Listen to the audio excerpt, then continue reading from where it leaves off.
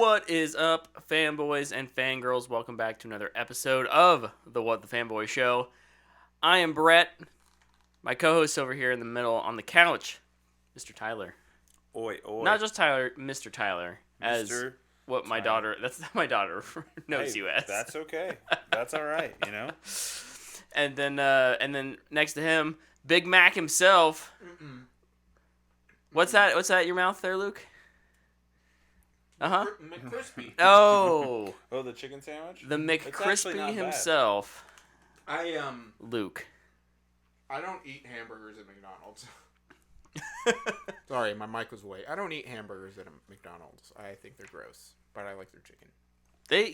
I will suffer a hamburger every once in a while. It's always a mistake. Like, I understand. At the end of the day, I'm like, ooh, should I have done that? Probably not. I just get a McDouble and live with it. It's not even that it's like it's bad. It's just that when I was a lifeguard in high school, me and my brother we'd go to church and then You'd eat there. we'd have to eat really quick because the pool opened in almost less than an hour.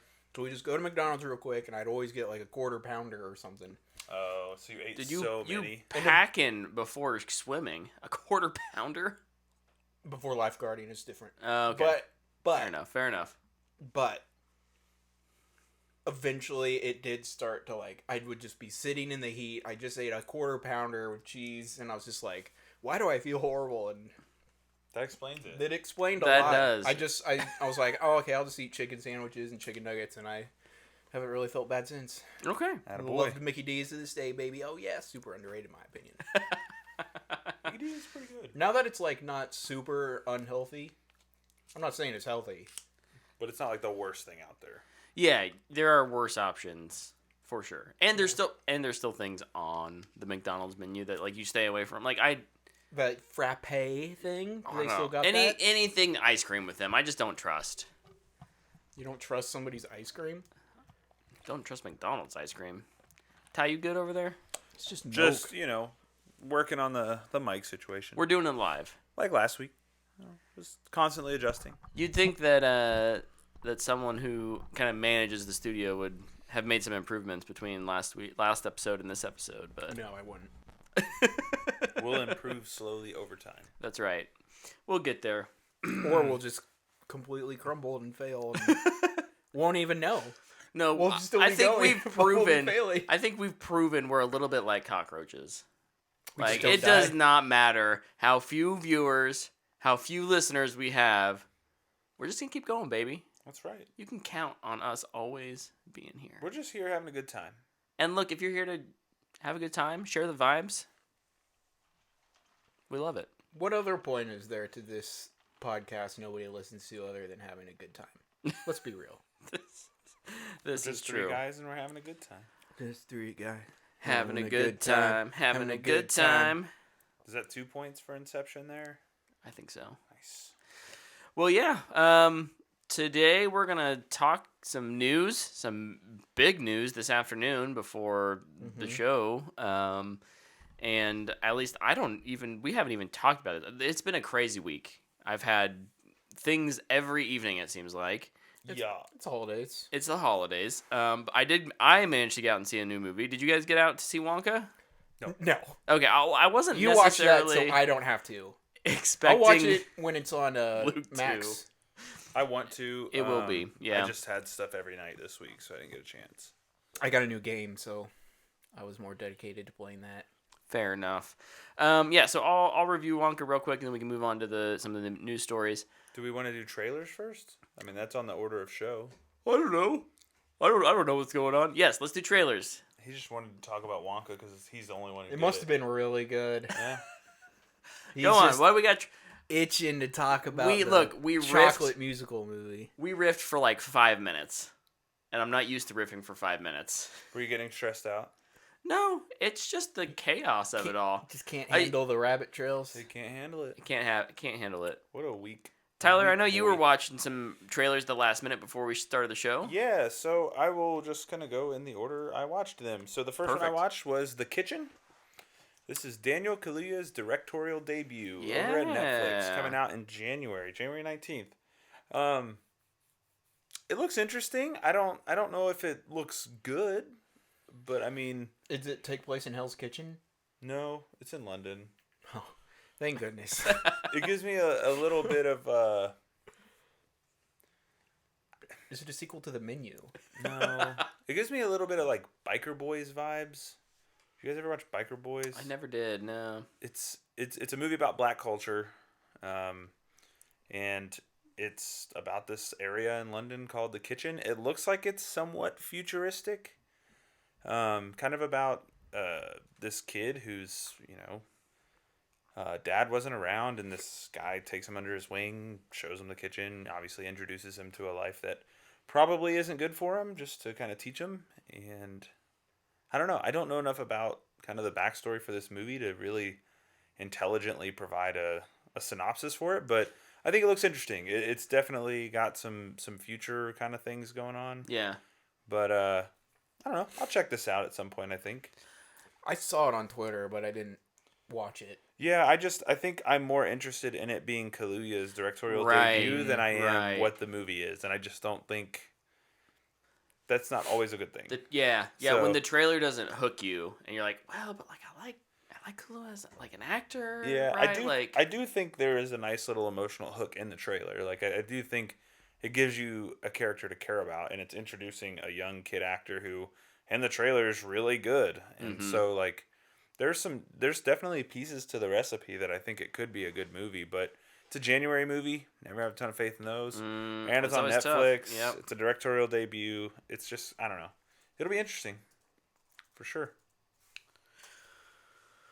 For sure. All right, what's next? Then I watched Civil War. Captain America 3? No. The Alex Garland A24 movie. Somebody had to make that joke. This looks a lot better than that. Is this the what? I mean, biggest? I don't know about probably that. Biggest budget A24. What is the budget? Do you know? For now. I don't. Yeah, for now. Oh yeah. Yeah. There will be something bigger budget than this, but this is the least A24 feeling trailer they've ever put out. That's not necessarily a bad thing. Just wait till the president is possessed by a demon at the end. We've known that That's true. Yeah, if it looks normal, they've really been pushing for, I think bigger money makers. They've talked about wanting to invest in IP and franchise. Yeah. And not that this is that, but this does feel,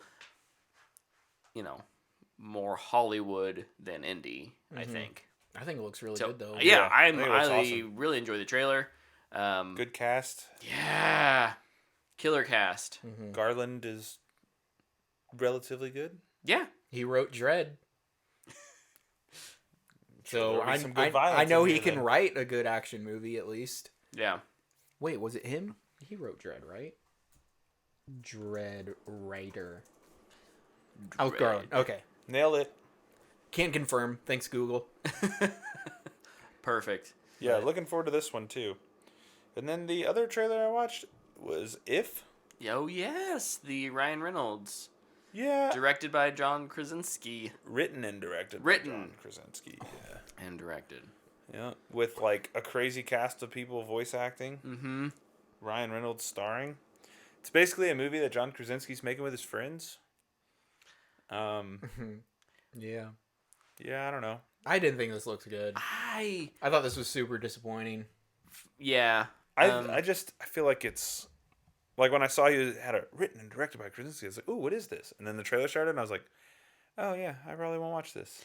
I don't think it looks particularly bad. I just don't think it's something I want to watch. It's one to me that kind of screams like I want to make something that my kids can watch. That's exactly what I think it is. And I don't have a problem with it. I think I've been pretty vocal about being a little bit tired of Reynolds. I think we all have. So like at a certain point, yeah. So that like that's not a hook for me. Yeah. It's maybe more of a detriment than anything else, and that may be unfair to the movie, but I'm mildly interested. I have a kid who's of movie watching age. So is that who's upstairs stomping? Yeah, making all the noise. She's usually in bed by now. What's going on up there? It's almost like you just got here. It's almost like we all just walked in the house. at 8 o'clock. Maybe she's simulating WWE wrestling moves. She's just doing off the top rope. Watch out! Watch out! Watch out! Owlbear from the top rope. Woo woo! Randy Orton! Out of nowhere! RKO! I think that's all the trailers I watched. I might have missed one. Luke, did you have any? I've got a couple more. Sweet. There was a Kung Fu Panda 4 trailer. That's right. It was in front of Wonka. Yep. I wouldn't have seen it if it wasn't in front of Wonka. I don't know about this. I really do like the Kung Fu Panda movies. I don't know. This felt a little off to me. For me, I like the idea of like the chameleon. Cool villain. What I don't like They always is nail villains, though. yeah. What I was less impressed with was, The new side character for one, I thought was. Well, it's definitely voiced by Awkwafina, right? So. Oh, that's who that was. I think so. Oh my gosh, that makes. I assumed Luke wouldn't like it just because of that. Well, that Get means the comedian. Comedians are funny. Get the comedian. But Do the job. for me, it kind of, the trailer felt very nostalgia bait because of what the chameleon does, which is steal these other villains' powers, right? And so oh look, it's Tai Lung. yeah, it's Tai Lung, and yeah. So I was not that impressed by the trailer. I actually still have a lot of faith in the film. Yeah. So we'll see. Another one that I have is Beverly Hills Cop, Axel F. I didn't watch this one, but I saw that it was out. I think it looks okay.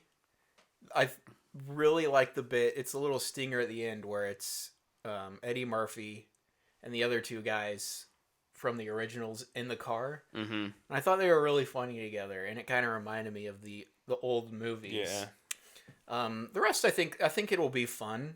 I think it'll be cool action movie. I did see somebody on Twitter and they're like, why does every Netflix movie look exactly the same? And they're not story wise, visually. They look exactly the same. Same filter, same lenses, yeah. same Like shot. And Yeah. I was like, wow, they've got a point. The studio really only true. has a certain set of equipment. It's like everybody has to use this. It's so weird because you're right. Like different directors and cinematographers, and there's all these different creative teams that work on these films, but they all have Netflix Instagram. There's filters on. there's a weird default filter that they put on top of everything before it goes out. It's funny because Leave the World Behind just came out. Yeah. And now that you say that, I think about it. I'm like, it looks just like Bird Box. Yeah. It looks the same. That's weird. Although now they have Rebel Moon coming out in 3 days. That will not look like the normal. No, that's true. Movies. Might not be good though. Is the problem? Well, the reviews are great for that, right? Reviews definitely have something to say about that movie.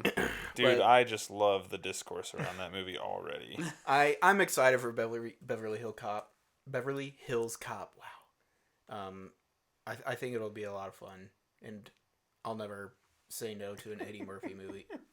Okay, we'll talk about. Are we going to talk about those reviews later? Sure.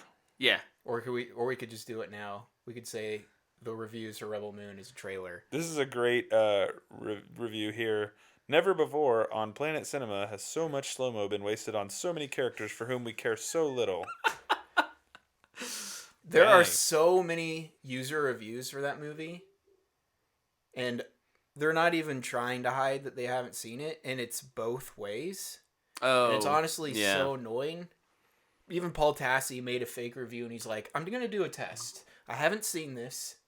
I'm unverified with this review. Let's see if it lasts on here. And I haven't seen him say it's been taken down yet.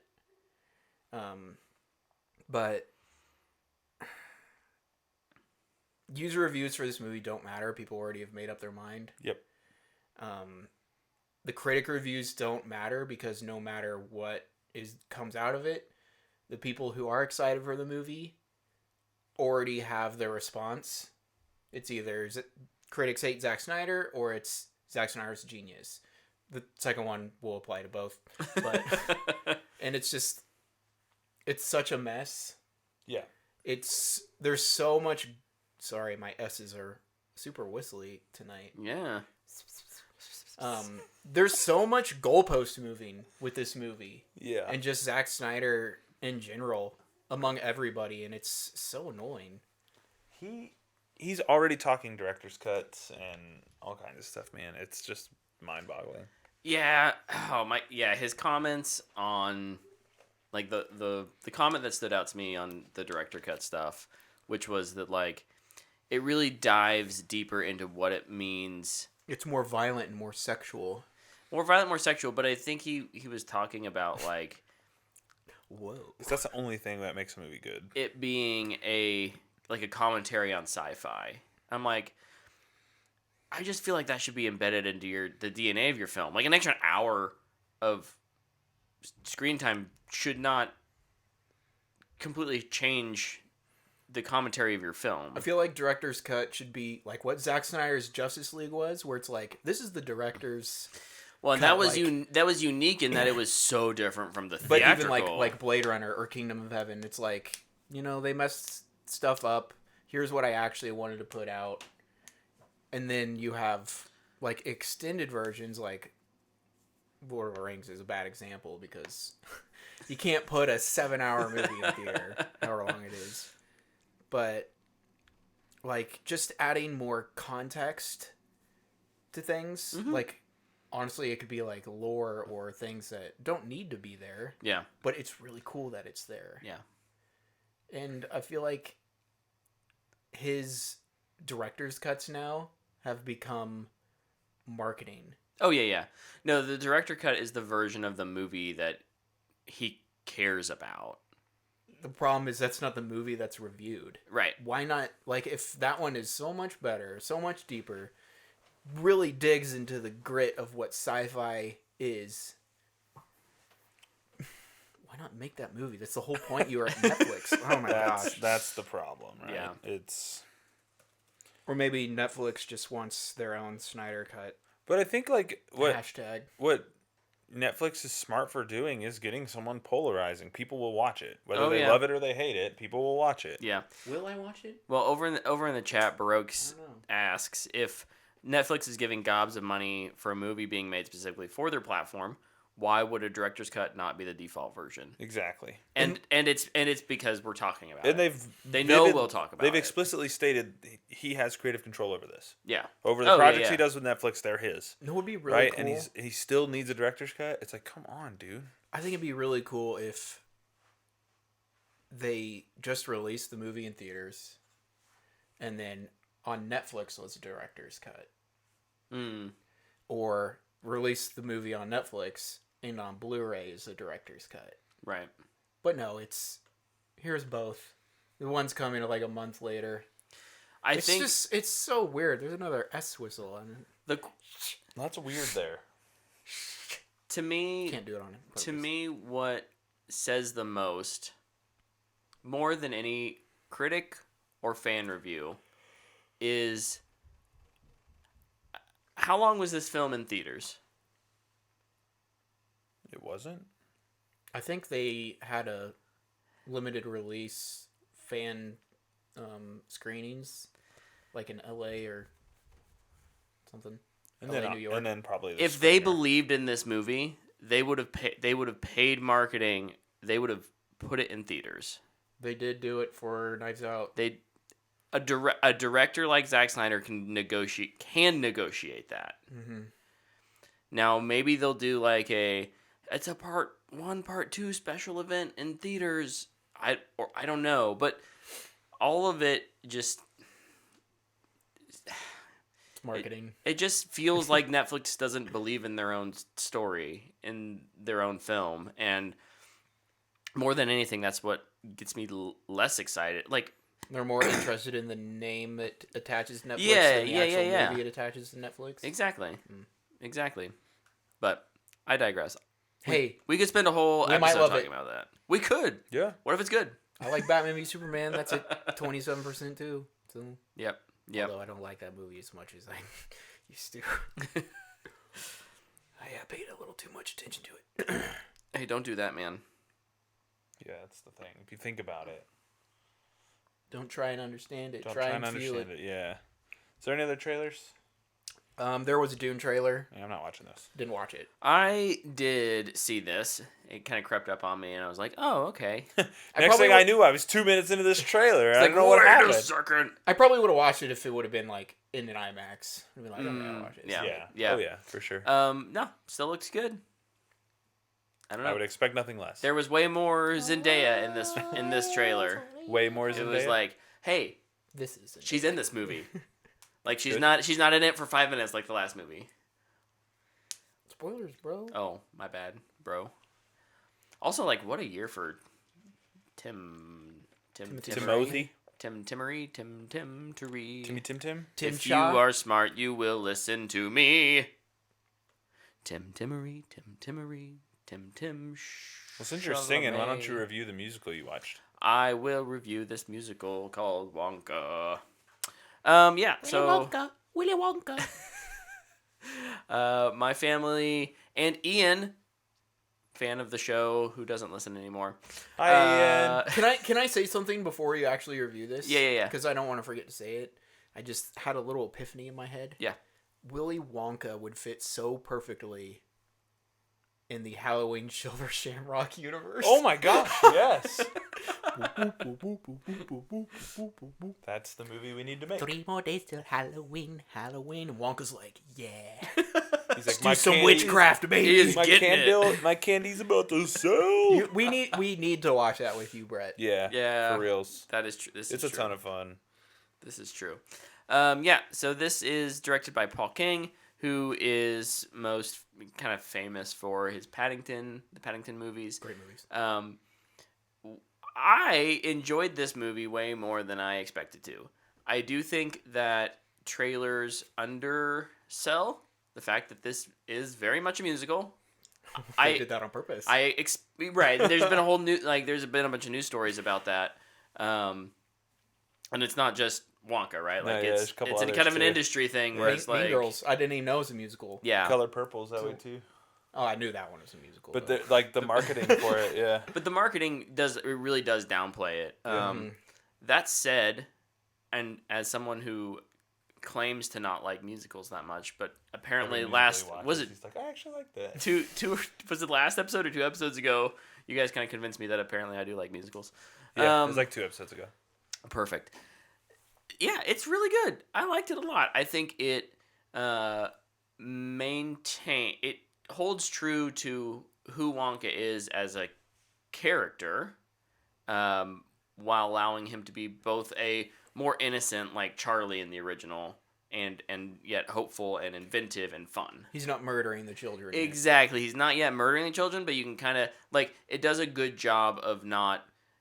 Hey, here's exactly why he is like this later on, right? They leave some room for ambiguity, but he does have very much a childlike innocence when he kind of comes to the Gallery Gourmet after sailing the seas for 7 years, developing his chocolate.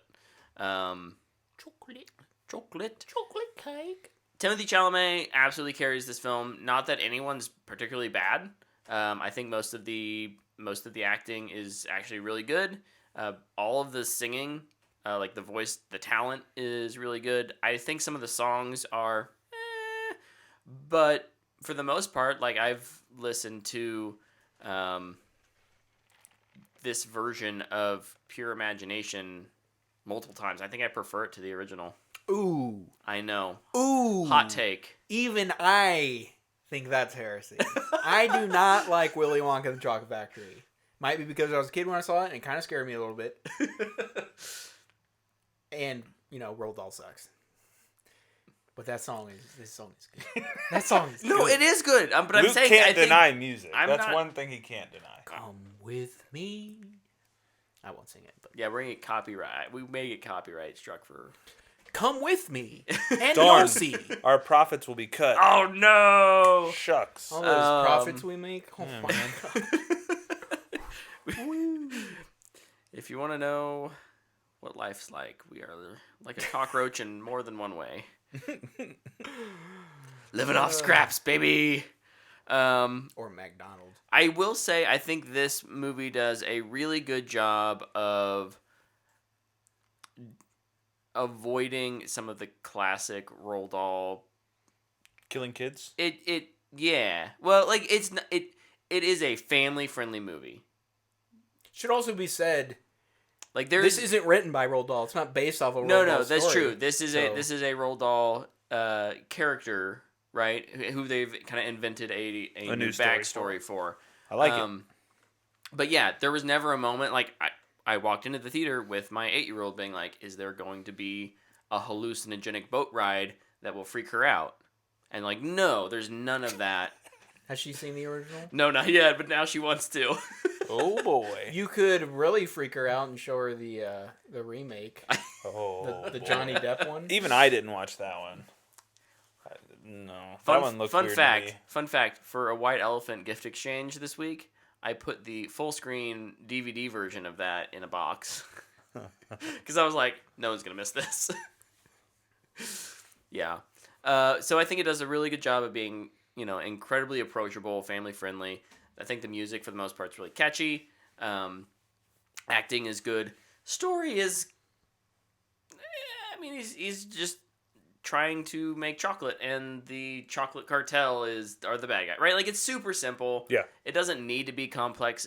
It's silly, and it knows it, right? Are they called the Chocolate Cartel? Yeah. Okay, that's kind of cool. Absolutely. That's kind of cool. Absolutely. And Keegan-Michael is the police officer, Yeah. the kind of the corrupt police officer. Hilarious. Does a great job. Love that. Most of his like best lines are in the trailer, but he has a music number with the cartel leaders that's quite enjoyable. Good thing I only had to see that trailer 190 times before every movie I saw this past 2 years. It's weird because I definitely don't think that.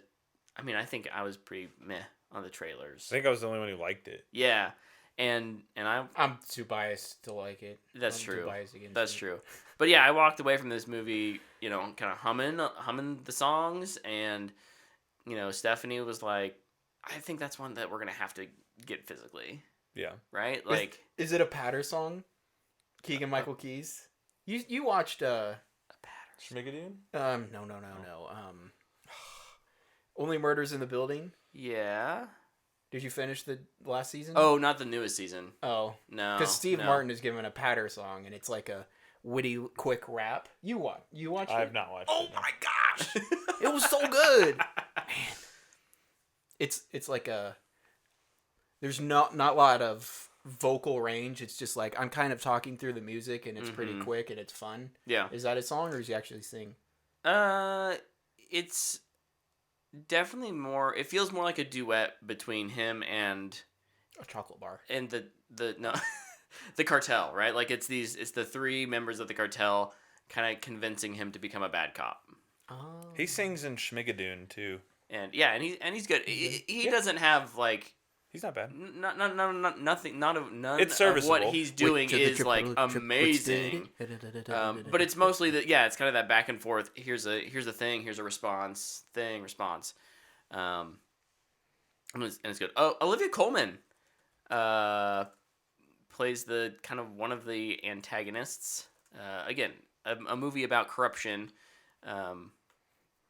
and she gets to be the bad guy? The bad lady with the, kind of crankety old... She's the curmudgeon? She's the curmudgeon, yeah. She's the curmudgeon who's trying to, who's taking payments under the table to... Love that. Keep Willy Wonka at bay, along with I'm maybe spoiling things, but, so there's... just ripping it. Like, we know who the dirty cop is. I don't care. The movie does zero to try and hide anything, okay? It lets you know from square one where you're at. But yeah, I really enjoyed it. I think if you're a fan of musicals, you'll enjoy it. I think if you're a fan of Willy Wonka, you'll enjoy it. So I give it a fanboy worthy. So it's a 50-50 shot for me. Yeah, it's like it is going to be a real, yeah. I don't know how Luke will. I think Tyler will enjoy it quite a bit. Dana's going to go see it without me because, We've used the grandparents a few too many times recently. So she's going to go see it, and then I'm probably going to have to go see it separately. So I'm just gonna wait for it to be on Max. It will. I'm sure it will be. There's just other things I would rather go see That's fair. over the next couple weeks. It is going to be a busy couple weeks, won't it? Yeah. like Iron Claw, Aquaman. Aquaman. Oh, there was a new trailer in front of that I hadn't seen. If The Holders is still out, I want to go see that. Yeah. Buenos Heron. I do need to see. That one might only be on the east side. Yeah, I need to see The Holdovers yet, but I don't know if it's still out. Our options are limited, but yeah, I definitely recommend this film. And what a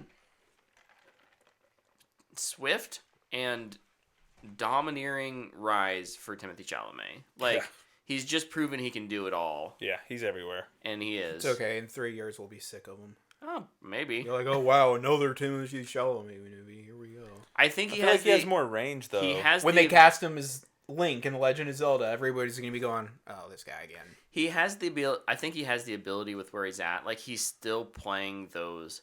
He can still play those youthful, boyish characters. Yeah. I'm excited to see what he can do if he's given more. Like, Dune is this weird. It's not quite like an action comic book hero character-esque Not yet. film, right? And maybe part 2 gets there. Oh, part 2's wild, dog. But It's going to get crazy. But I can just see him being able to bring a different kind of quality and depth of acting to a role in DC or Marvel or Sony or, whatever verse is wanting to, pay him too much money. Yeah, I mean, at a certain point, you just can't turn down money, right? Right. Yeah. Well, sweet. That's what, ironically... Did you give it a rating? That's gave it fanboy worthy. Okay. That's ironically, Tyler, that's kind of what Hugh Grant said about his role. Oh yeah, Oompa Loompas are in this. Hugh Grant is the Oompa Loompa. Is the one Oompa Loompa. But he was like, someone was asking him like, was it worth being in the chair for 8 hours? He was like, no. Yeah, he's like, but he has like a history of everything he works on. He like talks bad about it. Yeah, It's kind of his thing. His thing is, I have an expensive lifestyle and I have to pay for it. Yeah, he's like, kids are expensive. Yeah. I can respect that answer. Yeah, he doesn't act because he loves to act. He acts because it's his job. Yeah. Which is, kind of weird, but whatever. Do your thing, I guess. If you should start a side hustle. If you're, one thing I will say about I was 90% of Hugh Grant's scenes are in the trailers. Like, he's not a real Character. part of the movie. Like, he's there for a few things, but like, I don't know. I guess I understand. There was a little bit of backlash before the movie about why you wouldn't cast, someone, a little person, for that role, and why would you cast Hugh Grant? And I guess I still don't have the answer to that, but I think maybe the short answer is like it's really not that important of a role. Like, I don't know. I don't know what to tell you. He's in it like twice. I feel like you could ask the question again then about that. Yeah. Sure. Yeah. No, and I think it's valid. It's like, oh, it's not a big role. Why do you need Hugh Grant? Right. Yeah. Also, he's not the villain, right? Some kind of star power. Hugh Grant only plays villains. I've spoiled so much of this movie for you already. I'd hate to ruin any more. Oh man. I think there's one scene that he is in the movie that's not in the trailer. Wowzers. So, and a flashback. Good use of a Oompa Loompa I guess there. that's technically a different scene, but yeah. Oompa Loompa. I still recommend it. Do. It's good. It'll be one that we probably watch around the holidays. It has that sense of Like a Christmas movie feel. Yeah, hope and yeah. Awesome. Good stuff. So. Good stuff. Should we jump into some news? Let's talk about some news. Indeed. We got some news. Some big news. We got 2 real sad stories this week. Yeah. One that came out today. James McCaffrey, the voice actor of Max Payne and Alex Casey in Alan Wake 2, just came out. Yeah. Passed away after a bout with cancer. age 65. I wasn't aware that the voice actor for, I guess it's the English voice actor, Yeah. was that old. Yeah, no. And you don't think about it because Sam Lake is the body. body. Same and with Wake. I think he's the what language do they Swedish Finnish voice actor for it. Yeah. But yeah, you don't even think about it. So yeah, they do that thing where like Alan Wake and Alex Casey are like dubbed over for the so it's you don't think about it, but obviously he's real big for being Max Payne as well. Because Remedy made those games initially.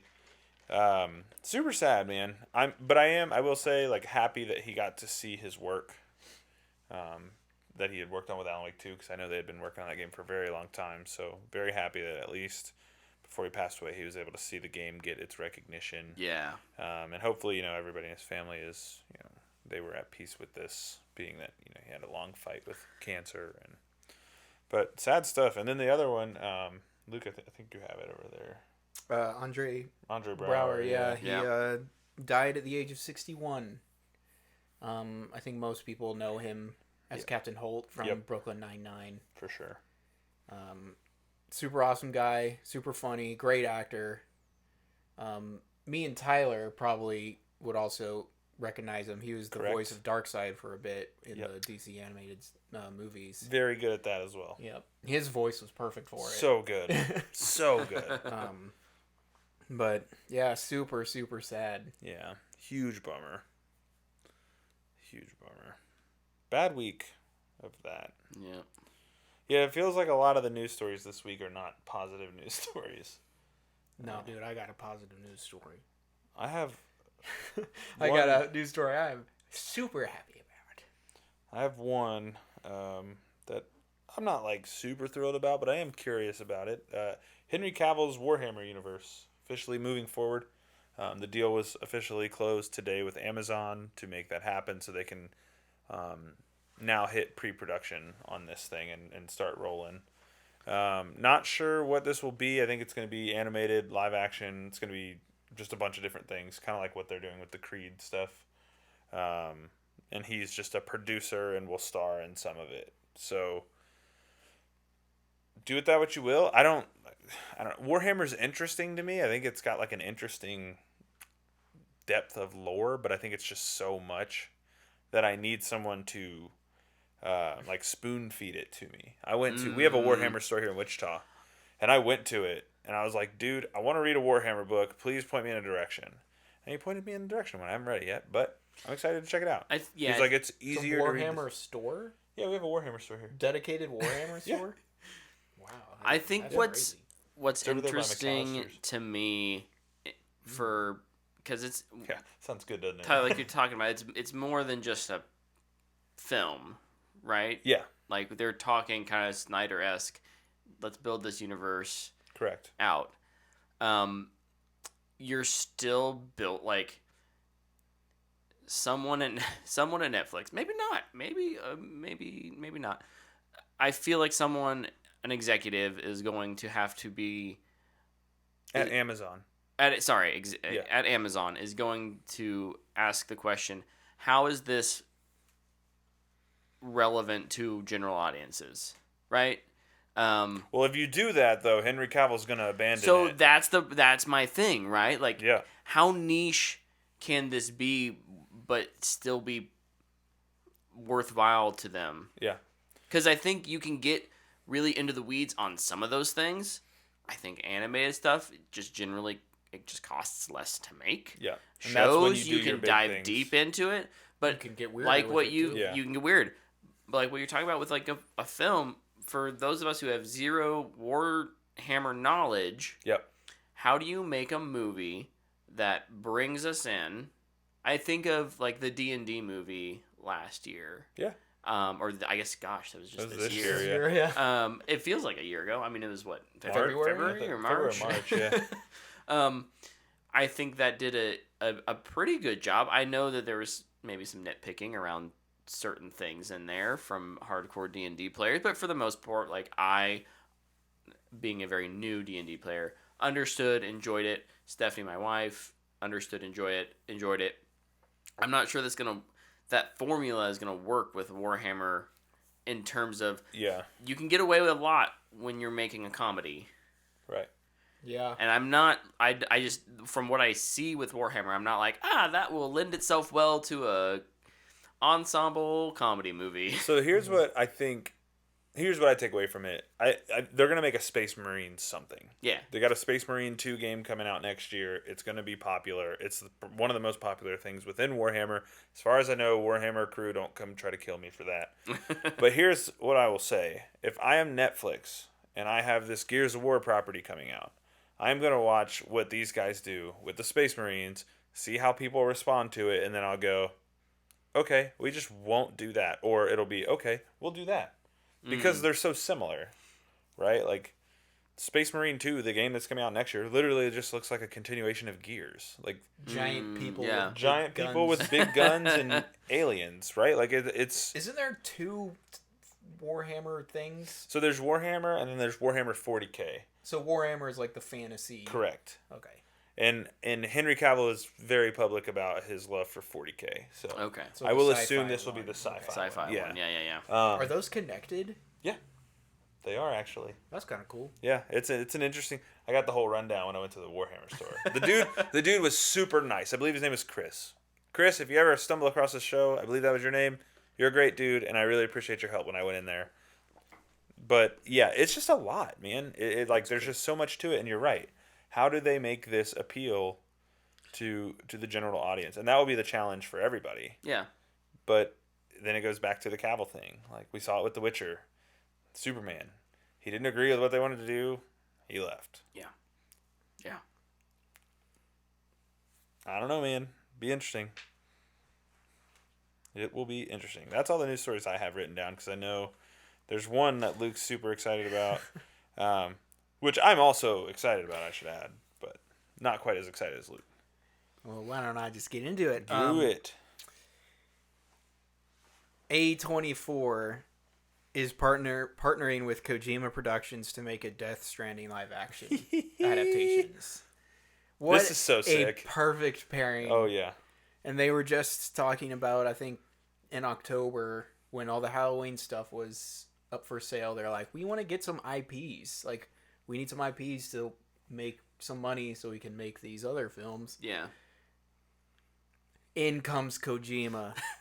He's like, Not hey, the IP I would have predicted, seeing as it's not a. dude, I want It's the not shirt. it's not a film I IP do too. already. I do too. But what a great combo! Yeah. Such a perfect pairing. That's a fantastic pairing. I think that's Yeah. what I said when you sent it. You were like, I'm going to wait for a real news outlet. And I was like, honestly, it just makes too much sense to it not does. be true. Like, Dude, my finger was on the refresh button. you're just when looking I saw for anything. Yeah, I saw some jabroni just tweet it, and I was like, Oh, there it Refresh, is, bro. refresh. Oh, there's a wait list for it. But dude, yeah, I'd love one of those shirts. I'm not like everything's sold out. I'm not the biggest A24 watcher. I probably see like 1 out of 4 of their So you movies probably every see year. half of what we watch. Yeah. Well, I mean, half of them are horror, and I don't Yeah. really see Yeah, horror. that's so- fair. But This is dope. I just know their reputation, Yeah. Yeah. and I want to know who they get to write and direct it into an adaptation. How much does it fill out what is the craziness of the Death Stranding game? I played a little bit of it this weekend. I was going to talk to you about it. I didn't play a ton, but I didn't And then- I just walked around. I know everybody's kind of memeing on it, but who do you cast? Yeah. Do they pay those actors, or do they get different people and it's just something in the Death Stranding universe? Like, here's Joe Bob and Jane Bob, husband and wife porters in Kentucky. I don't know, like, Right. Yeah. or what was kind Yeah, of do they make Kentucky, well but- and like knowing Kojima and his enjoyment of just media as a whole, maybe he wants this to be like, hey, we have Death Stranding 1 and Death Stranding 2 that follows this story. This movie will be set in the universe. It's something totally different. like maybe but it's- it is maybe it's in part of- Europe. Yeah. Just the game is only in the United States, right. Right. Or maybe that's what Death Stranding 2 is. I don't know. Who knows, man? But Who dude, I'm so excited. One of the absolute craziest games and universes out there. Like, I'd be curious to hear Luke. I wish Brett liked the game, because I think, while it's not great narratively, there is a really interesting story there. It's just I'll hop back in and play a little more of it. it's like a 50-hour game. Yeah, it's I big. know. And- know. I need little bites. Yeah, And it's a hard game to get back into. Yeah. Like, yeah, that's true. Because I even I stopped believe for a it. bit and I got into it and I was like, I don't remember how to drive. I don't remember how to shoot. I don't remember how to build stuff. I don't remember where I need to go, how the interface works. And then Yeah. dude, the interface is there's so much going on. In Yeah. it.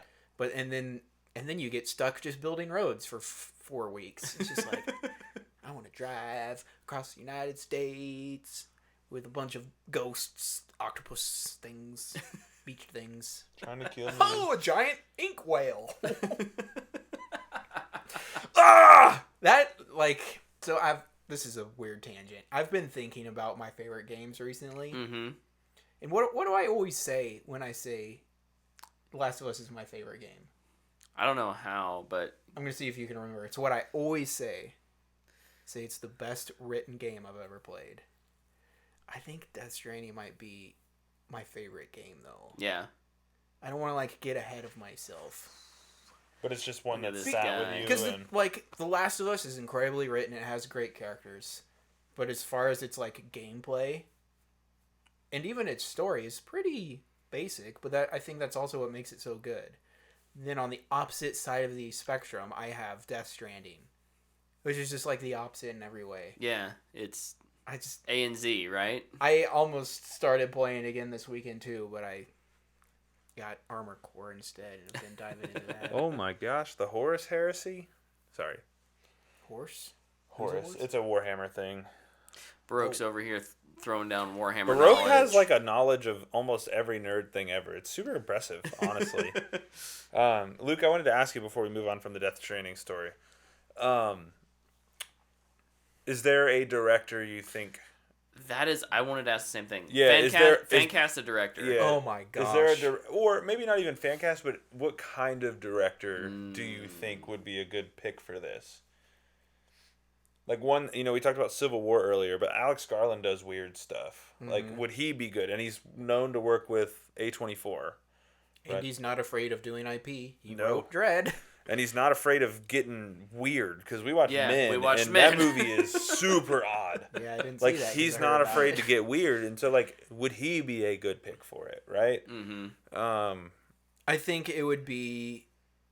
You would have to find somebody with kind of an independent mind, because, I mean, it's A24. Yeah. Yep. But also understands blockbuster spectacle.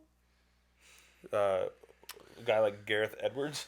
Interesting. Honestly, I think scale... that's actually pretty good. Yeah? Scale-wise, he does so good with scale. He does. I think the other problem too is this is all budget pending. How big has is to be, this? how big do you go? Yeah. Like how big Yeah. of a director?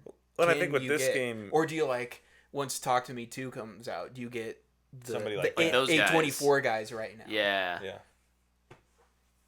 So I don't know. it's- That's a good. I think fan casting for directors is super hard. Yeah, oh yeah. I mean, I wouldn't do this. I don't think it's a good idea. But one option is Kojima. He said he wants to direct movies. I don't know if going that big in a movie straight up with a IP straight up Even when it's that yours. like has a fan base, and it'd probably be fine since it's like it's his. They would but, co-direct him if he did it, though. I Yeah. feel like I still think I would keep him just as a producer, Mm-hmm. but Well, if you I like. think Maybe and that's why honestly, he's if you had- collaborating with Peele. if you had is to try the- to get a feel for how film works. Jordan Peele Right. actually wouldn't. Jordan Peele wouldn't Jordan be bad. Peele wouldn't yeah. be bad. He's friends with him too Yeah. now, apparently. But also, I think Maybe that's Kojima's like- breaking more into movie making. I think that's kind of gonna be what OD is. Yeah. It's gonna Oh, feel yeah. more like a movie game. They put a press release out on that. Oh, did they? The OD is talking about how much fear you can handle before you overdose on fear. So that game's going to be terrifying. My theory on OD is it's PT. That's what a lot of people are thinking. I think it's just gonna be an updated PT. It's 2 letters. I guess it's the same door. Yeah, it was the same door. Look, It was like, okay. Yeah. if it would There's get, a bunch of if other it would stuff get too, people, to shut up about PT. Yeah, right. Not that that's like annoying. I watched that video and I pooped myself. Yeah, we watched it in here one night. Didn't Oh we? my gosh, dude. That was so bad. I lasted like 5 seconds into that video before I was like, I can't do this. Yeah. I'm weak. Yeah, So I good. think Garland or Edwards would probably be two good directors. Keep an eye on for it. And I honestly feel like it could just be some But you're some right. dude It could just be anybody. or some girl. Like, Yeah. it's like, oh, here's Weird pick. Guillermo del Toro. Not that weird of a pick. I mean, He in it. understands- He's in the game. He understands the world though, yeah, right? he's Like, but yeah, you're right. He He is. is. He's in like, the game. for a lot. Too. Yeah. yeah. Dead man, baby. Yeah.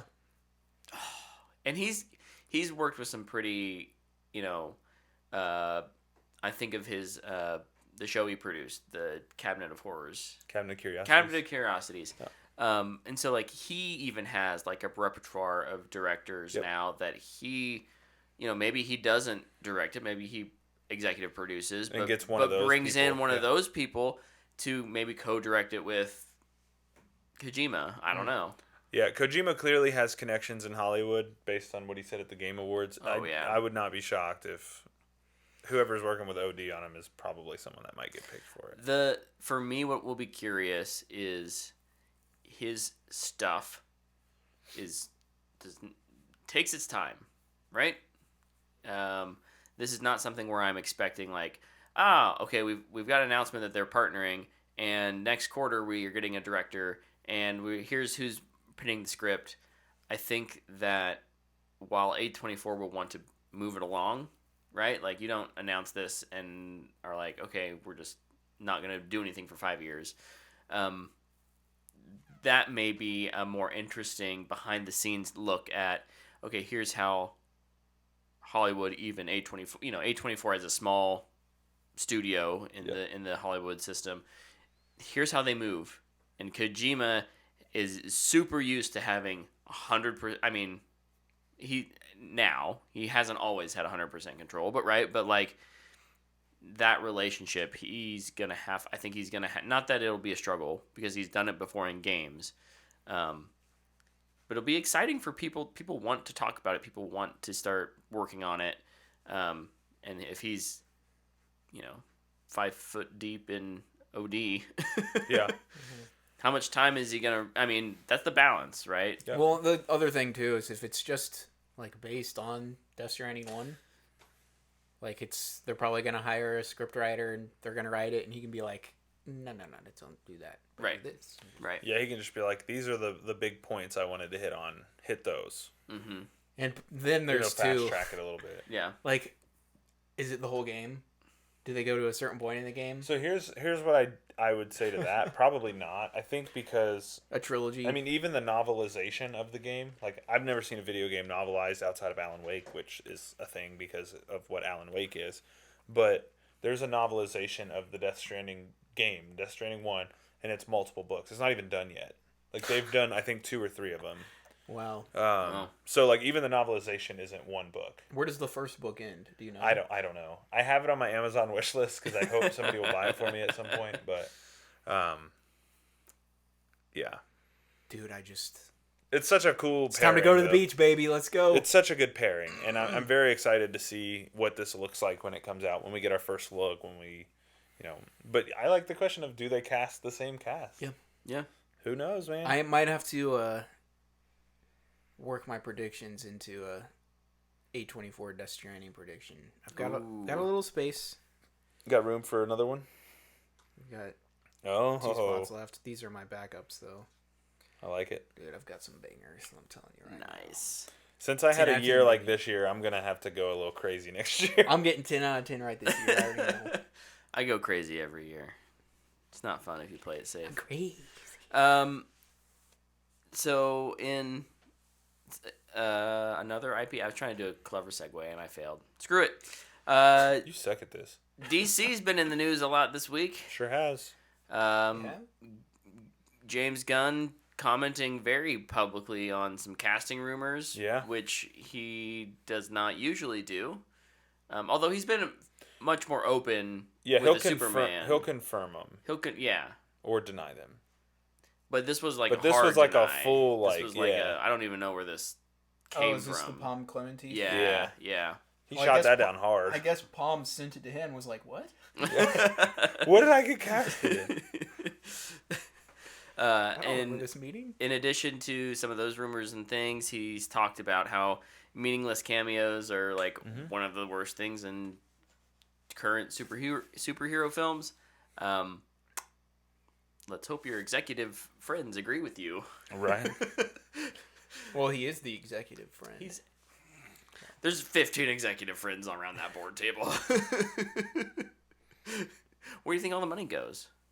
Into the laundromat. Not to paying for the film. I do like what he's saying there though. Yeah. Like because people give him crap about adding all these different actors and his friends, and he's just like, well, look, man, like if it serves the story, and it's part of the story, then it's gonna be there. If it's not, it won't be there. Yeah. And like I think I like his transparency with all of this. I think DC needs it. Yeah. And I think he's doing a good job. There's some other stuff he said too about storyboarding. Did you see all of that? Yeah, I thought that was yeah. cool. He's like, yeah, the whole movie's storyboarded. I have it, the whole movie drawn.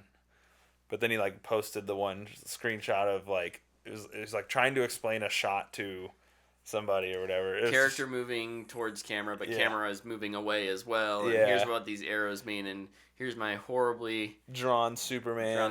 But like that's how it starts, right? I just think it's cool too. Like he answered another question. A fan asked him like, "What are some screenwriting books you read or things like that?" And he's like, I read all these different books. He's like, but honestly, I just kind of do my own thing. Yeah. He's like, there's no right way to pin a script. You just do it, right? And like, I just think it's cool that level of transparency at that level is just so awesome to see. Yeah. And I've really enjoyed it. He's a great follow on Threads. That's where he's he's most active. Yeah. Over there right now. Kind of DC adjacent, or maybe not adjacent. It is in the DC. Both Zachary Levi and Jason Momoa have been talking about their roles. Yeah. Dude, Jason Momoa's comment was so funny. What do you think about keep playing Aquaman? He's like, not looking too good. He knows. Yeah. They all know. It's like, nobody cares about this now, but we got to put the movie out. Right. I guess, I don't know, maybe Warner Bros. Would be like, nah, just give us $20 million to burn it. And then you got Zachary Levi, who just went full on scorched earth in his interview. Jeez. I guess if you're, what did he say? Like, he puts all his... If your brother's the director... Yeah, that's right.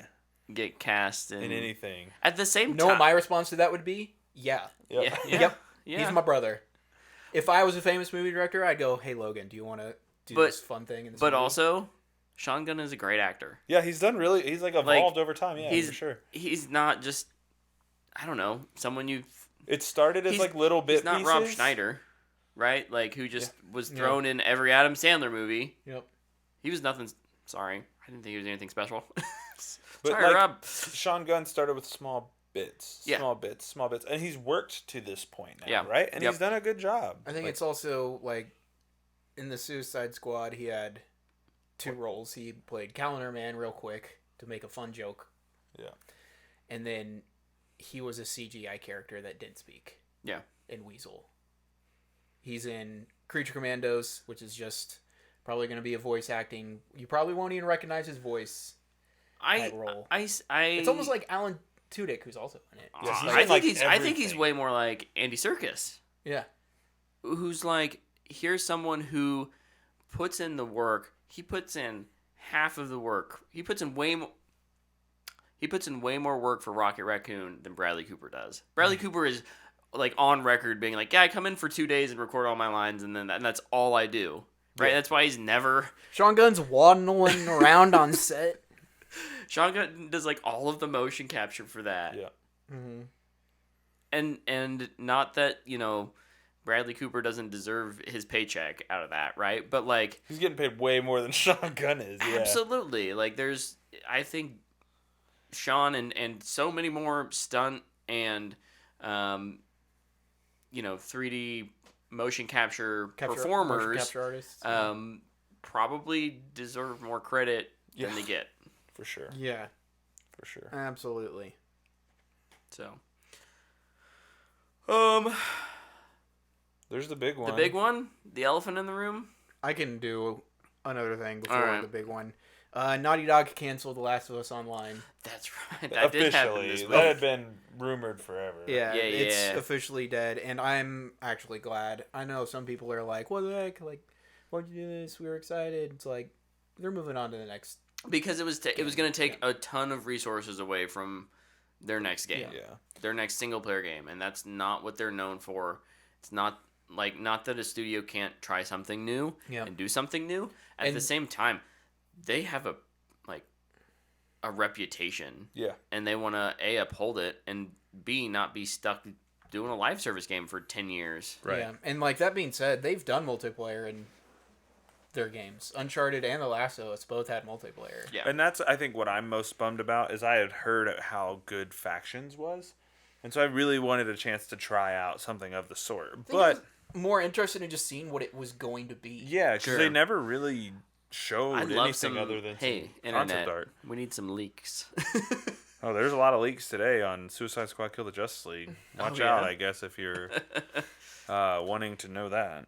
I ain't gonna be there. Fun fact, you do kill the Justice League. Bro, what? No. If you didn't expect that to be In the an case. M-rated game Yeah, titled "Kill the Justice League," you're actually gonna kill. yeah. I read the leaks like a year ago, I was going to say, wasn't there leaks forever ago? Yeah. and that game was already so far along. They had already put out like deep dive videos and stuff before Yeah. it got the huge delay, and I was like, "This game looks horrible. I'm gonna go read the leaks." And I do not think it's a good story personally. I don't think it's good to put a story like this in a established universe Correct. that feels like an Elseworld story. Correct. I think it should have either been an Elseworld, a totally separate thing. Kind of like what or- Gotham Knights did. It's like Yeah. its own thing. Yeah. Yeah. Or tell a different story and don't make it live service. Well, and I saw a thing today too. Like, somebody was like, it's really unfortunate we had to do a story of fighting, the Justice League, when if you really wanted to continue the Arkhamverse stuff, you could have done Superman against the Justice League because Brainiac's mind controlling them, and you don't have to kill them. It's like you could have continued what everybody wanted anyways, was a Superman game from Rocksteady, Yep. and instead this is what they did. Yep. Somebody said make it live service, and They the did. only way to do live service really is make it a shooter. Yep. Yep. And it's just And so a weird that three-person it's a shooter, yeah. It's a shooter. It's like I'm playing as King Shark. I don't want to shoot a gun. Yeah. I I did either want to watch. swim or Shoot Nom a trident? I did watch one of their developer diaries that they put out a few weeks back because I was like, I'm so curious, like what this looks like, and I watched it and I was like, this doesn't move the needle for me at all. Like, I really hope unfortunate. Rocksteady has the numbers and they are prepared for that game to not do well. yeah, I hope they're not sitting in the meetings going, guys, we're only 2 months away from launch. You guys ready? Who Like, I really hope they're in their office going, guys, this is is gonna be Rocksteady? interesting. how long until this hits Game Pass? mm, What, 3 months after it releases? day one? Oh, that Day one on honestly, Game it's not Pass? too late to make that deal happen. Remember, Yeah. who was it? Rainbow Six Extraction did it. Yeah. And that's kind of a cooperative team-based shooter kind of thing. Like, we've seen it happen before. I think Does Rocksteady have a publisher? Are they like 2K? WB or Games. WB? Yeah. And they were like just under the threat of being sold, weren't they? I think it'll be a normal release, and then after a month or two, it will get a PlayStation Premium Plus download deal thing. Like for Because free. they have a lot better relationship with PS. Yeah. PlayStation, I think. At least I'll play based it on if the it Arkham hits. Pass I'll games, play it if it goes to Game Pass or PS Plus. I'll check it out for sure. I don't want to support it. It's 3 players. It'd If be it- perfect if for it's us. Okay, fine. If it's free, you're not Yeah, but supporting then them. they can be like, look how good we did on Game I Pass. don't- Let's make more. It's like, I I more just think don't if- want Game if Pass we're to not- have live We're service not numbers. we just don't spend any actual money on it. It'd be Yeah. fine. Don't buy the battle pass or whatever it is. Oh, I'm not Don't buying buy any Battle skins. Only battle pass I buy is Destiny's D2. because it comes with the season. I have to buy it. You buy the deluxe edition. Yeah, I buy everything. You spend $100 a year on that game minimum, And it's extremely worth it, honestly. It's crazy. Like, this isn't talked about much, but the amount of stuff they give you is insane. And it is insane, too, how many microtransactions are still in that game. Yeah. Like, new exotic quest tomorrow, baby. Let's go. Ooh. Exotic strand bow. Very neat. Well, the big elephant in the room here yet that we haven't talked about is that Jonathan Majors was found guilty of... Hold on, I want to make sure I get this right. Third degree harassment and reckless assault. Mm-hmm. Oh, yeah. Reckless assault in the third degree and harassment. Yep. And Marvel said, okay, bye. Which is no surprise to any of us, I don't think. Ezra Miller's probably like, what did you do? Yeah, he probably should have contacted Ezra Miller about what his defense team was. I feel like you're a lawyer. Yeah. it is interesting, the difference there. Like, one of those movies got a ton of support from the studio. Yeah. Now that stuff was all shot already, right? This is Yeah, the movie was done. right. We don't have a Kang Dynasty in the can, and Yeah. we were just waiting on it to be released. I think they're far enough out on all that stuff that it was a much easier decision. Yeah, and I guess too, like after the news of Majors being fired today, like internal teams are referring to Avengers as Avengers 5 now. It's no longer Kang Dynasty. Yeah. So it'll be interesting to see how they pivot. From what I've heard, and I've not watched Loki season 2, but apparently they left that character in a place where they could move on from it. Again, haven't watched it, don't know for sure, but you're nodding, so I assume that's probably true. Yeah, he is.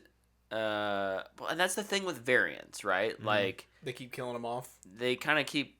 Yeah. Well, they killed off the main Kang in Ant-Man. Yeah. Spoilers. Movie's terrible, so. Yep. Yeah, I definitely think Quantum Mania leaves the future of Kang teaser, right? Like with at the end where there's thousands of Kangs in the stadium. I know we've all forgotten about it already. Well, we've seen Marvel move on from those post-credit scenes before. Exactly. So I do think that I think his performance was actually pretty good in Loki. But two, I do think they have an easy way out.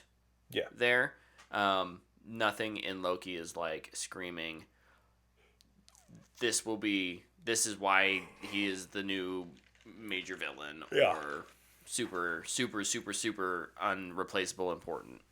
Yeah, it'll be interesting to see what they do. Do they recast Kang? Do they go a different direction with Doom, as everybody kind of, I think, thinks they will, which, right, wrong, or indifferent, it's probably a pretty real possibility for them at this point.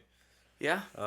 If they just go, just replace him with Doom. Like, let's just switch to Doom. No. That is just so disrespectful to, like, a top 2 villain in Marvel. That has never been done right, may I add. Like, it's been messed up 3 times. Well, based on who they cast, that if it's a big star, he won't wear the mask all the time.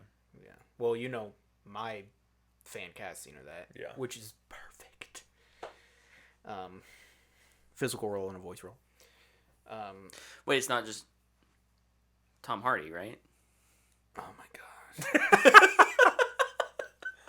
No, it's gonna be Timothy Chalamet. Oh, of course. Tom Hardy in a mask. Love that. It's on brand. This is what I would do if I was Marvel.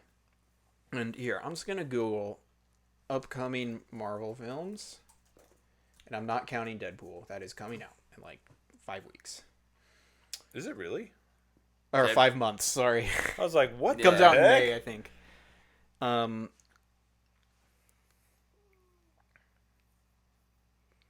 Is Captain America done? Did they film it? I think they're like reshooting a reshot huge portion of that movie. A large bit of it. But I think the reshoots are done. Maybe. So we got Deadpool, Captain America. These aren't in order, so this is. It's fine. The 2 Avengers movies, Thunderbolts, Blade. Is that supposed to be El Muerto? That's canceled. Thunderbolts is... You think it's dead? I think they should... Oh, there's Shang-Chi 2. We know that. Yeah. It's not on this list, but... I think they should just cancel everything and go into the next Avengers movie. Make it a transition movie. A big, giant transition movie. And then, boom. Phase 6. It's X-Men now. That's it. That's it. I would be just pivot to the X-Men. Just entirely. pivot. Yeah. I would. Yeah, I think Nobody likes Phase 5. Luke, hot take from me here. I agree with you in that I think that this is an opportunity for them to just start doing solo movies. Just reset. Just kill the MCU. Yeah. Right. Start. I don't think you even need an Avengers 5. I think you can just Deadpool. Deadpool kills the MCU. Deadpool kills the done. MCU. Move on. Well, But I mean, but then That's have what your it's gonna be. X-Men franchise, have your Fantastic Four, like focus on telling those stories I think themselves. Fantastic Four if should you- be the first of Phase 6. If you want to merge them together later, like you did with MCU Phase 1, 2, like you can do that, but don't build it into the formula. Let those stories be their stories. I say, yeah, do the next event. I think you would do the next Avengers because you would need something. I think. But- I think with New World Order being done, right? Like I think that's and they've teased it, and I don't know how much Thunderbolts will tie into Young Avengers, but Young Avengers is a thing that's at least being planned. It may be far enough out that it gets scrapped. And I don't even think that's a bad idea. I think that'd be super interesting, but just cancel it. Like, Just start fresh. cancel the Young Avengers, cancel Thunderbolts, See, I just at this cancel point, Avengers: The Kang Dynasty, and just go into Secret Wars, whatever the heck that is supposed to be. Oh, yeah. I guess you could do that. I just was curious what story do I want to see in Avengers 5 for at this point? Like nothing that they've set up in Phase 4 is coming to fruition. Right? Like Well, it's because it's aimless, but like and especially not now. yeah, I just don't especially not now. That's so true. And if you don't want to do an Avengers, just let's cancel everything and start with Fantastic Four. It's the first family of Marvel. It's a great jumping off point. I agree. Do that. You can buy yourself a couple more years to get X-Men under. I think the biggest thing too could just be like, "Hey, we're taking a break." People be like, "Oh, I don't know what to do with my life." You'll see a lot of people not go to the movies for a few years. Or they'll discover other movies and be like, "Wow, if they can get Alita sequel was really cool. we do need Alita Battle Angel 2. That Death Stranding movie was awesome. That's based on a game."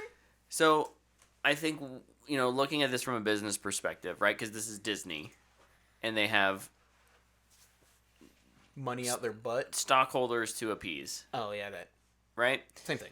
So, Similar. I think what you can do if you only have one MCU movie coming out this year, you've got 2 or 3 scheduled for 2025.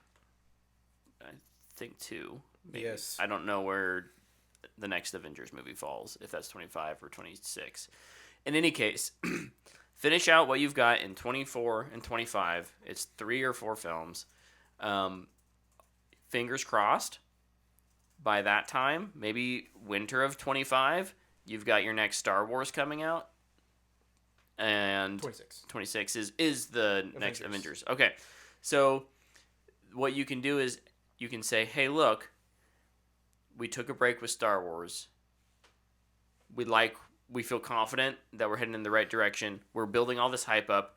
We're going to take a break with Marvel, with MCU.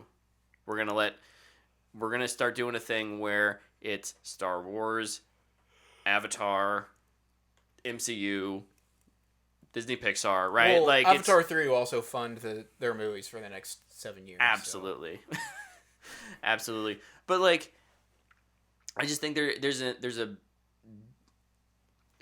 business rationale there if taking a break on Star Wars actually works. I mean, and they got Toy Story 5 too. Well, yeah, and it's not like where they're gonna just at Disney Let's just is gonna just release one movie a year anyways. But I just think you take a breather. It's okay. Dude, what if they're just like, you know what, screw this Marvel crap. We're just gonna make a Toy Story cinematic universe, and they give the Bo Peep spin-off and the Slinky spin-off and the Rex spin-off. Then they all come together to save the penguin squeaky toy again or something. Squeaker, is that his name? I think what this would also allow, it would allow. Then they team up with the Incredibles, the Pixar's cinematic universe. It would. I think, and I don't know how much they want this, because part of it's good for business, right? There's a reason why you open up a restaurant right next to another restaurant. It's because someone's already looking for food. Maybe they'll choose your restaurant. But if you take a break and you don't have to go up against DC for a couple years, that could be good for DC, but it also could be good for Marvel. I think there will be a lot of carryover to DC with James Gunn coming over too. So like, I think it'll buy them some time. Yeah, as well. Rising water raises all ships. A rising tide raises all ships. Yeah. Yeah, that same thing. Yeah. Different translation is water. So yeah, at the end of the day, someone did something really crappy, and it's gonna affect a lot of fees. But hopefully there's some justice there, and hopefully the business can, learn from it as well. I don't know. Or they just I'm trying to find a silver lining here. Or they just cast John Boyega. I've seen that idea too. And nothing changes. Yeah. That is also another possibility. Or Lakeith Stanfield. Dude. There's two great choices for you. I'm fine. Doing your job for you. John David Washington? There's three great choices for you. This is too easy. And variants are easy to describe the different look. Oh, yeah. It's built in. They'll just do a horrible CGI redo of like Ant-Man and the Wasp. That final scene, they'll just go back and paint in a bunch of different Kang faces. Sorry, Quantumania. But also, yeah, paint in a bunch of different. No, Kang they can faces. just leave his mask on, like just put his little. He did have that little mask. His little visor. Yeah, good point. But then that way they can take it off 500 times. That's a good point. That movie was so good at taking masks off and putting them back on. Good lord. That was the highlight of that Take movie. a shot every time. No, we want people to live through the movie. That's true. We don't want people to die. No dying. Okay. JT says, I just beat the Valhalla DLC. I was going to ask. Really good. Have either of you, so just to jump ahead into what we did this week, did either of you play the Valhalla DLC? No, not yet. I'm pretty excited. That's free. A free DLC. I've heard really good things about it, especially for it being free. Like, it doesn't seem like it's under. I've heard it adds a great story element to it too, which is cool. And they also said they're like, this ain't the end. There's more. There's more story. Yeah. It's like, what's next? What else? Yeah. No, I've not played it. But JT, glad to hear that kind of what we've heard is more or less confirmed by you. It's really good. That's awesome. What did you guys do this week? I can go first because I had a somewhat big thing that I wanted to touch on really quickly. I was invited to the closed Skull and Bones beta. That's right. I kind of just wanted to talk about my experience with the game. Loaded in, everything went fine, right? What you played on? Xbox. Loaded in, everything went fine. Getting into it, into the beta was easy. Good job by Ubisoft for making a beta program that's super easy to work through. That's probably the end of the positive things I'll say about this game. Oh no, it's trash. I played through the initial tutorial fight. they've improved the ship battling from what Assassin's Creed was by making it more, you hit left trigger, you zoom in, it's like first person shooter kind of thing. The ship movement's bad. I don't think it's fun to play. Right? I don't think it's particularly like it's not a bad game, it's just not fun. Like the game works.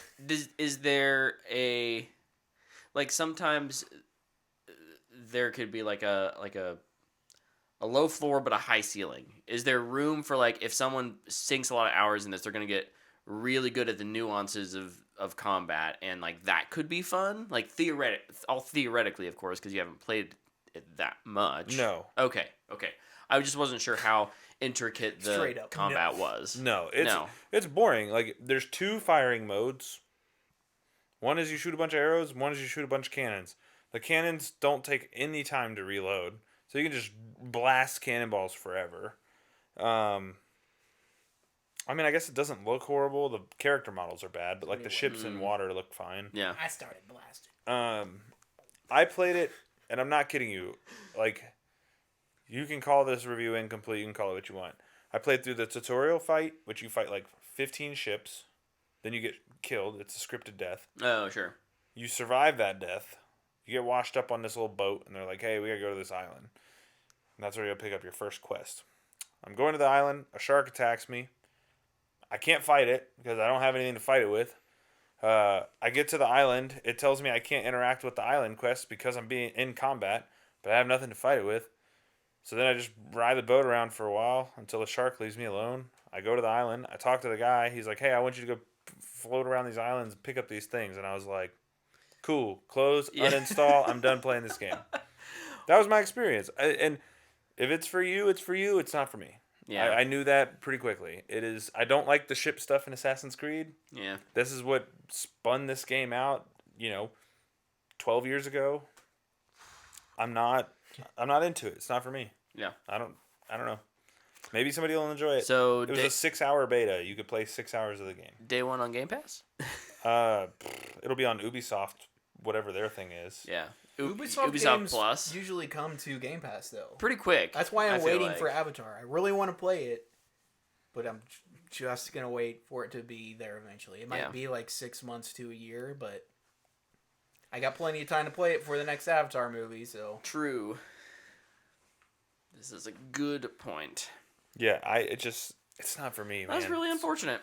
Yeah, I mean, not. I do hope it. Unfortunate, but expected. Well, yeah, like the writing was on the wall, and my hope was like, oh, I can see why maybe there's some rough edges, but at the core of it, there's something there that was worth sticking onto for 4 years of delays. It could not be more the opposite. Yeah, that sucks. Where it's like the game works, everything works fine, it doesn't lag, it runs well, but it is not fun to play. Like it's just not fun. I don't think it'll come to Game Pass actually, because Xbox has Sea of Thieves. They just want you to play Sea of Thieves.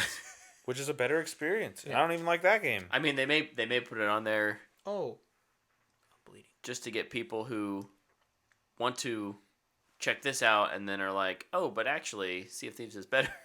Go play Sea of Thieves. Yeah, that's probably true. I guess I could hit on very quickly the other things I've done. Yeah. Played some more Baldur's Gate. Yeah. Game's really good. It's really fun. Dana has been playing it with me some too. And do you play on the same character or a different one when you're solo? I play on a different character when I'm solo. She today texted me and said, "Hey, I was just talking to so and so about Baldur's Gate." So she's like talking to people at work about it now. She's really enjoying it. We're having a blast. Just running around doing hood rat things in the world. In my solo campaign, I'm in the Goblin camp. Or the Goblin lair camp, whatever you want to call it. It is the lure. It's challenging. Are you fighting in there? Mm-hmm. I'm working on the 3 leaders. Mm-hmm. I've gotten 2 of them down. Which ones?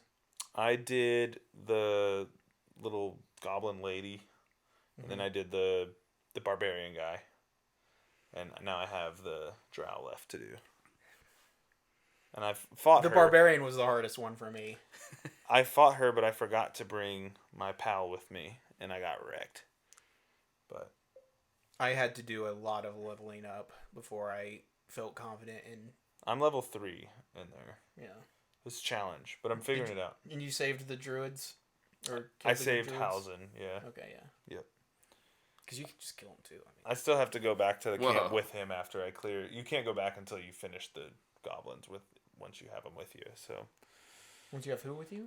Hausen, Oh, I never took him with me anywhere. yeah, wait. I saved him in the ward pen, and now he's running around with me. I don't remember in what I wild did. form. It's dope. I was exploring all over the place, and then Yeah, I was exploring, and then I got wrecked by some goblins, and I was like, "Oh snap! This is the goblin camp." It's a ton of fun. Great game.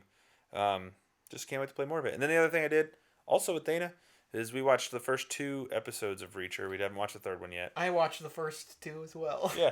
Well, so Dana likes to watch them in 2s, so she wants to wait till Friday to watch the next 2. Because 1 episode's not enough. But 3's too many. But 3's too many. She's like a binge watcher. So like she wants to watch for an extended period of time. First 2 episodes, really good. Yes. Really good. Great. Love the mystery they're setting up. I think the best part about this season so far is that it's just not at all the same like the first one. So different. But it feels like it went right into it. Yeah, it's really well done. Also, I'm really happy we're spending more time with Neely. I like the character of Neely a lot. I think she's great. The whole team is good. Yeah. is awesome. Yeah. And I am just waiting for one of them to be bad. Yeah. It's got it written all over it. I think it'd be think- really cool if one of them isn't. Yeah. No, it's really good. I'm enjoying it. Also, underrated part about the show is at the beginning with the opening credits and all that, it says, based on the book, gives the title of the book that this Reacher season is based on. And it's not just like based off the book series Reacher. It's like, no, this season is based off this book. this story. Yeah. I think that is super cool. Yeah, it's nice. And I think Lee Child has had some input throughout this, which is great. But yeah, no. It's awesome, man. Yeah. I love, like you said, I love how different it feels from season 1 in terms of just the entire dynamic. Like, it's so good. Like, this first season was like, who is this Reacher dude? yeah. And then this season, you're like kind of learning more about him a little bit. And Dude, the murder mystery kind of involves his past a little bit because it's him and his squad. yeah, his squad's So synopsis, his squad that he worked with in the past, some of them are showing up dead. Ooh. So yeah, you're kind of getting the team back together kind of thing. Is a mystery. You don't mess with the special investigators. that's weird, baby. It's a ton of fun. I am really looking forward to watching episodes 3 and 4 on Friday. Yep, I'm excited. Alan Ritchson, just I Awesome. feel like he gets better every time I see him, man. He's so good. He's so good, and there's a lot of buzz about him online. If you're seeing it, just For what? there's a lot of buzz about him as Batman for James Gunn. Oh, I had seen that. Yeah. Yeah. That would be a massive Batman. Make Ben Affleck's Batman look so Yeah, it's he's been asked about it directly. So it started because Kevin Smith made a comment about it. It was like, Reacher's Batman without a cape. Why don't you just cast Alan Ritchson? Like, he kind of in the murder, but yeah. he's killing people. But he came up with that, and then it kind of took off from there. And so someone asked him at the Reacher premiere, like, who would win between Reacher and Batman? He's like, well, with all the rumors that I'm playing Batman, I don't want to pick against Batman. And he's like, so I think Batman would win, but like Reacher would be a good fight. Like, I think Reacher could survive for like 30 minutes. It's kind of like what he said. Let's be real. They'd fight for a bit, then they team up. Yeah. But it's just funny, he's like, yeah, I'd love to play Batman. And he's had a history with DC in the past. And, I don't know. Where there's smoke, there's fire, but I don't think there's much smoke. I think it's all just for fun right now. Yeah. I'm not sure how far that movie is along besides... They have a director, and it's probably been Muschietti, written. And he won't cast without a script. So, that's pretty much it. Still watching Blue Eye Samurai. When I can watch it without, Yeah. It's. Hey, children, come watch this. Come watch the show. We're gonna watch these people get dismembered. Great show though. Absolutely Awesome love show. it. Absolutely love it. Cool. Sweet. Luke? Me, I've got quite a bit of things to get through. The first thing, I guess I don't want to talk about Reacher again, but The Crown, the final season, part 2 came out this past Oh, I weekend. didn't even realize that came out. Yeah, so I finished that. Really good stuff. It's an end of an era, and I'm honestly gonna miss it. Yeah. It's such an interesting look into just honestly like a different world. Yeah. Even a different type of celebrity. Yep. It's such a great show. The acting and set production and music and everything is just so well done. I really like how they ended it. I thought it was really well done. I do think that this newest season is probably the weakest. I think they focus a little too much on Diana, and Queen Elizabeth felt like she took a back seat. And I was even thinking about this today. The way I would have done the show is do more things from Queen Elizabeth's perspective. Like, how is Diana and Prince Charles's all their stuff affecting her? And then eventually you get to the bit in the story where they open an investigation into Diana's death, and you can be like, here's what happened. I think that would have been more interesting, kind of like you're finding out what happened with the characters, but they lay it all out for you, and it's not badly done. Like, I still really enjoyed it. But I think that would have been another way to do it. Great show. It's a booyah. The whole series is booyah. Strong rating. Yep. It's one of the best shows on Netflix. And I mean, it's up for Emmys every year. Oh, yeah. Without question. It's like, and The Crown came out this year. Just put one person in each category. Always been recognized as such. Yeah. I finished my Nolan rewatch. My copy of Oppenheimer came. Nice. So I rewatched that. I still stand with my original review of it, that it is a great movie, but the last act is strangely distant from Oppenheimer, and the Trinity test was a letdown. And I think I figured out why I was disappointed by it. Throughout the middle section of the movie, they're talking about how powerful a nuke is. Yeah. It's like a pill of fire a mile high. And then it explodes, and it's night, and it's just a fireball. There's no sense of scale in how big it actually is. Yeah. And I think it would have been... I think you could have shown that a little better. And I think that's why it fell flat for me. Still an awesome movie, though. And Cillian Murphy's definitely going to win Best Actor this year. Yeah, he's incredible. He's so good at that movie. It's mind-boggling. If you're interested in my ranking of all the Nolan movies, I have a list on my Letterboxd. Ooh. Yeah. Nice. Go tell me why I'm wrong, you idiot. Luke, you're wrong. Oh. You're so wrong, dude. Wow, I quit. Another thing that I did, this came out last year, but I watched Violent Night. It's over on Netflix. Hulu. I just saw your review on Letterboxd For Violent Night? Yeah. That's good. That is good, clean family fun. So my review on Letterboxd, I gave it 2 stars.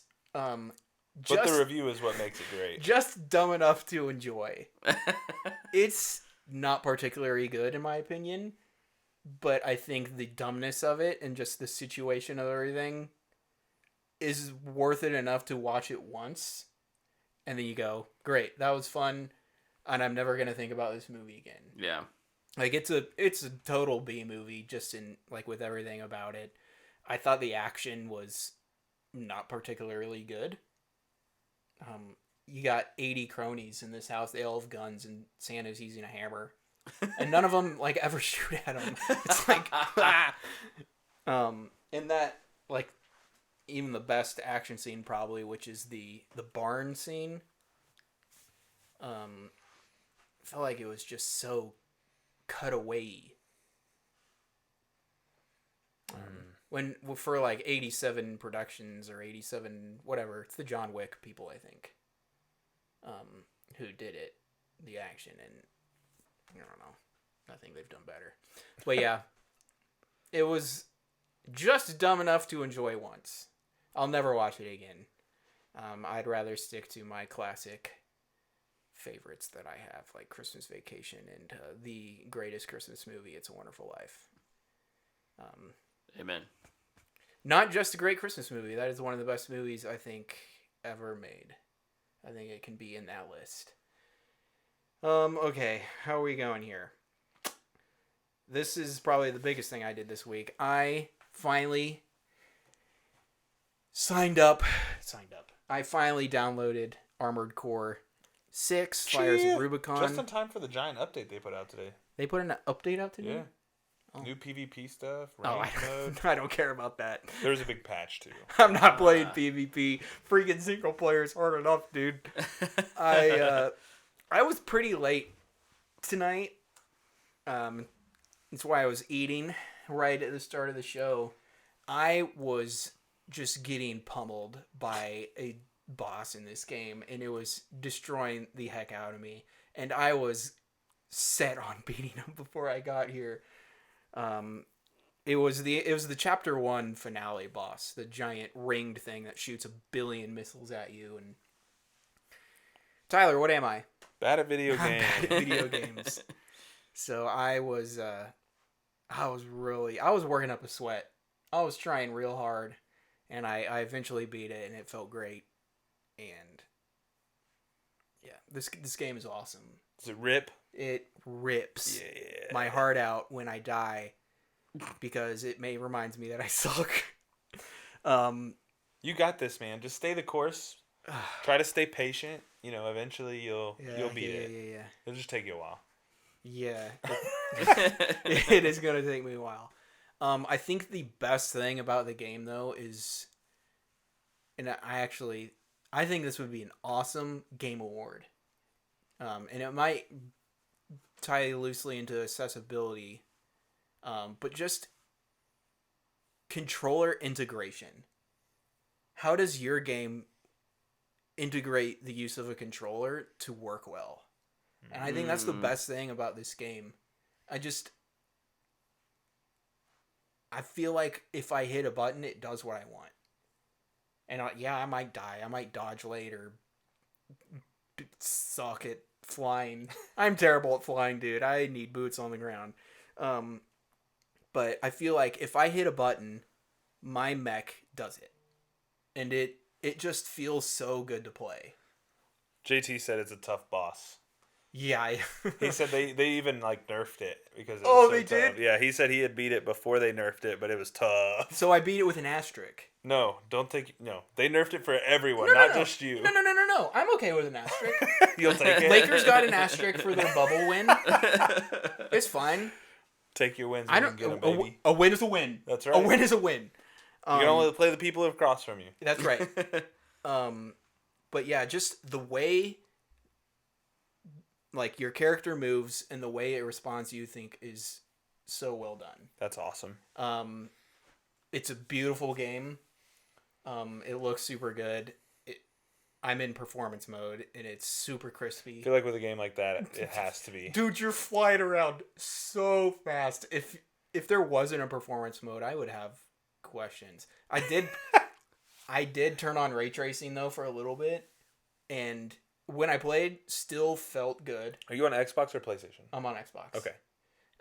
It still felt good to play. Mm. But load times plummeted. I thought my Xbox froze. Oh, really? Yeah, I was on a black screen. I was like, what happened? And eventually I loaded into my mission. I was like, that was weird. Huh. Then I loaded into another mission after I beat that one, and it took forever again. Just a black screen. I was like, what the heck? What did I do? I was like, oh, I turned on ray tracing. I'm going to turn that back off. And then it was fine. It was fine. And the game is still beautiful. Yeah. Ray tracing was not needed. Yeah, Might be more of a PC thing. From makes pretty games. Yeah. Their games are very good looking. And I think it's pretty impressive with how pretty it is, with how kind of dull the world is. Yeah. Because you're in a destroyed city and you're giant, so there's a different sense of scale. Mm-hmm. And it's super weird when you'll be flying around and you land on the ground and it's like, oh, I have 1 foot on this highway road and 1 foot on this highway road because I'm ginormous. Yeah. and you're just like standing on top of building. It's like a 40-story building. That's so dope. I want an Armored Core anime now. Because the best part is at least as far as I know, I'm not super far into the game, I'm pretty sure, but there's not really any characters you meet. It's just a world full of stories that an anime storyteller could tell. It's like, hey, we have characters, we have mechs, let's ride! And I'm here for it. It's time for another mecha anime. And just license Armored Core. Why not? Love it. Bring in the fans, baby. Sweet. Love it. But yeah, I'm really excited to get back into it, even though it stresses me out. Because what am I? Bad at video games. I love that we've got like a call now for this. Right. I'm glad you're giving it a shot though, because it's one that you were interested in, but you were a little worried about the difficulty. Yeah, I love mech anything. If it's a mech something, you'll have my ear. Yeah. And I remember when the first trailer came out, and I was just like, this is my chance Yeah, to finally do it. You're gonna play a From game. And then, like, everybody was talking, like, oh, dude, these Armored Core games might be even harder than the Souls. And it's just like, oh, no. But I guess this one is a lot more accessible Good. To people like me. Good. But yeah, I'm having a blast. I want you guys to try it, too. Like, if you're ever over, I just want you to feel what it feels like to fly around and shoot stuff and dodge. And yeah, JT posted a comment here, and he said the best way to describe it is the mech feels weighty but very responsive. Yeah. It reminds me of, I haven't watched tons of Gundam, but I do love Netflix's Voltron. I know that's not technically anime, but it's anime adjacent. Mm-hmm. And Voltron flies around at the speed of light. Like, it's a magical robot. Yeah. And, like, I feel like I'm kind of getting that. Like, I juke around and I'm so fast, but when I hit the ground and the earth shatters, you feel it. And there's this chunk, it's like, oh yeah, I'm big. Yeah. I'm really big. He said also, like, as you upgrade and stuff throughout the game, it gets better at being responsive, too. Yeah.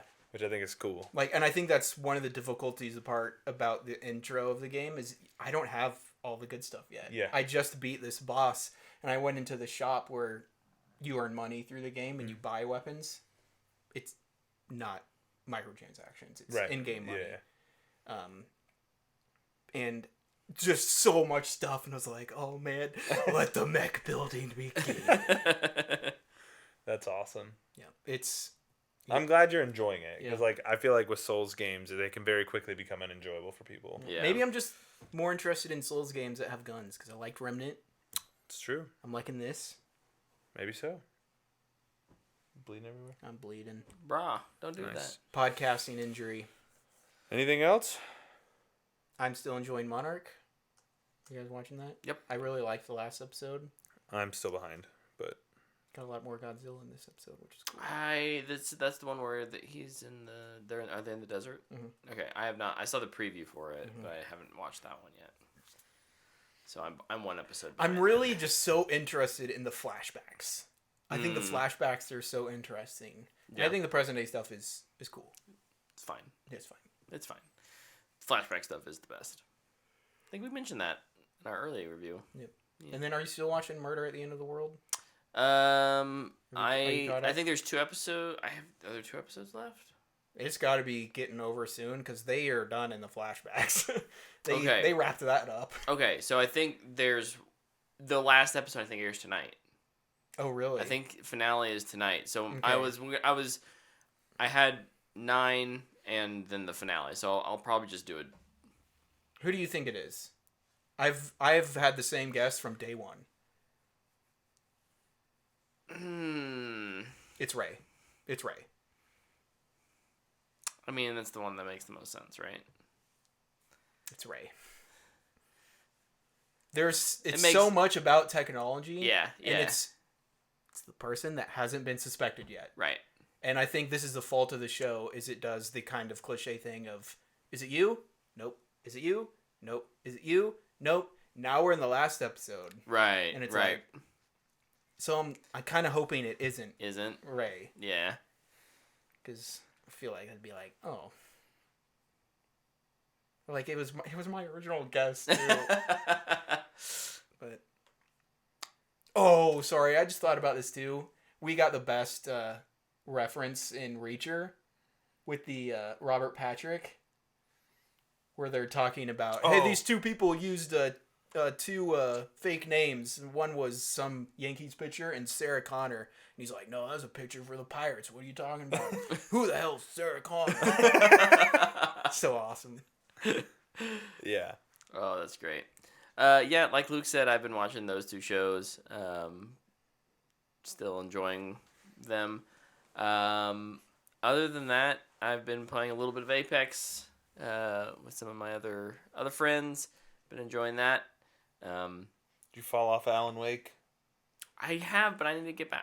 The Remedy games don't do it for him, man. I don't. Well, single player games that don't involve space travel. Yeah.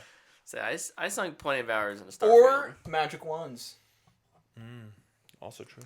It's sci-fi fan. It may be more just the setting. No, to me, I think it's. I just want my games to be more.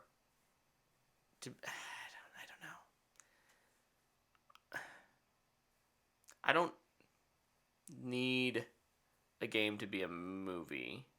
And I think Remedy does amazing storytelling, and sometimes I just want it to be to the next point. I don't want to have to play to get to the next point. Like, their gameplay isn't so good that I'm like willing to sit through a half hour of gameplay to get to the next story beat. But their stuff is good. Like, their stories are good. And Alan Wake 2 is kind of a walking simulator. And their gameplay isn't bad. Like, Control was complicated, but still good. Control is chaos, man. Hey, you have 2 weeks to beat it. Get off, then I won't get any points. That's true. Because I'm counting that one. Spite play it. I could. Oh my gosh. And then you can start working on a script treatment for when it gets a show. He's too busy to play it. I'm so freaking busy. We got him. Well, shouldn't have been a husband and father. Should have been sandbagging it all year. Are you still reading Fourth Wing? Yeah. How far are you? Not much further. We'll talk about it. Okay. So our wives can be happy that we talked about it. Sorry, we had a question. Okay. It's from Trevor. So for the Fanbox, we can just kind of go into that real quick. Is it about Zack Snyder and Rebel Moon and how that movie looks? No, it's actually not. Dude, you're judging it too early, man. I haven't even seen I forgot. Bro. Can't have feelings. Can't trust Rotten Tomatoes. Okay. WB owns them. I was incorrect. Our Fanbox question is from Baroque. In the chat. Shout out Baroque. Fanbox question is: if you were a wrestler, what would your finisher move be, and can you demonstrate it on camera? We have a camera, gentlemen. I'm gonna say I can't demonstrate it on camera, and I'm gonna say I'll do the Rikishi finisher. Describe it. He was like a giant sumo guy, and he would put his butt on people's face.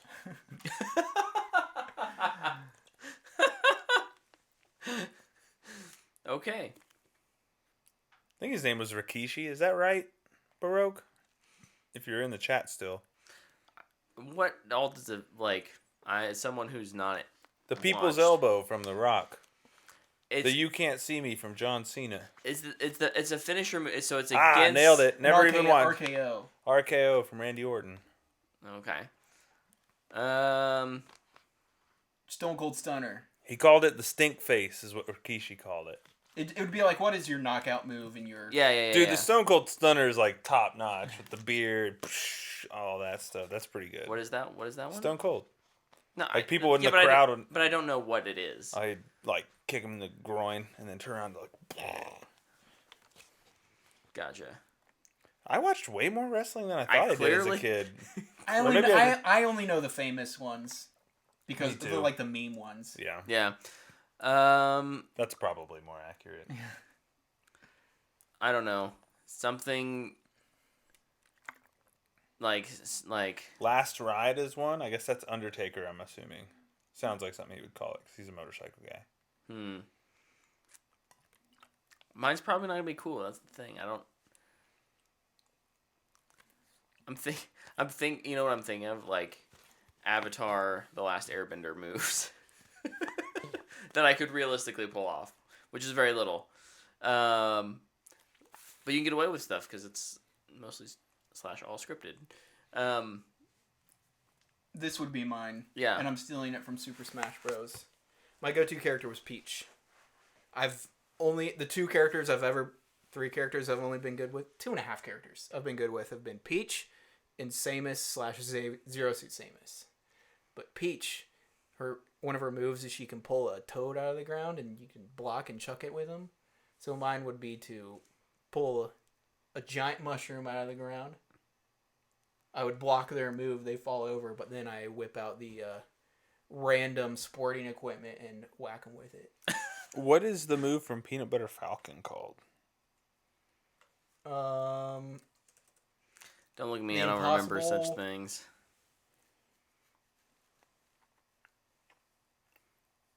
Impossible's Flying Eagle or something? Doesn't he Yeah, dress it's up the as an Flying Eagle. Yeah. It okay. is the Flying Eagle? I think so.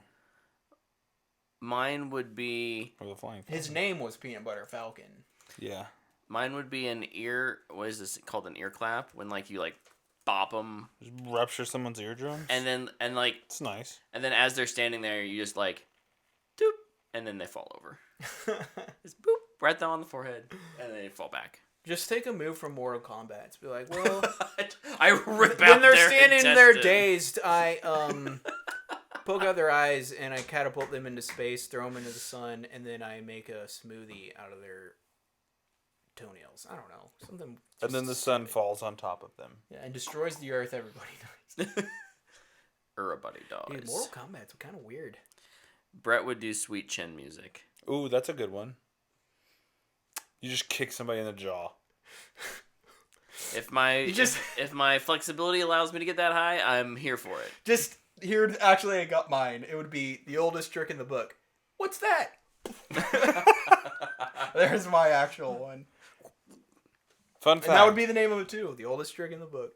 Love it. I wrestled for 1 year in 8th grade. That's all my wrestling experience. I didn't. I wrestled my cousins at family gatherings. Does that count? Yes. Luke strikes me as a Samoan drop kind of guy. What's a Samoan drop? Like a... Does it involve... I assume it involves dropping on to someone who's on the ground. Sounds like a reference for taking a deuce. Man, I gotta do a Samoan drop. Oh, boy. 24 Samoan drops that will take the wind out of your sails. Oh my gosh! See, the good thing about my oldest trick in the book is I'm a scrawny, tiny person. So just... Dude, this is we can beef you up. crazy. I can't lift people. We'll beef you up. There will be no lifting. Oh, that's Rikishi. Did you see him? That's the dude. That's him. Dude, how do people not die doing this? I know it's like the floor has give and they are extremely well trained, but like... Dude, they be wrecking each other.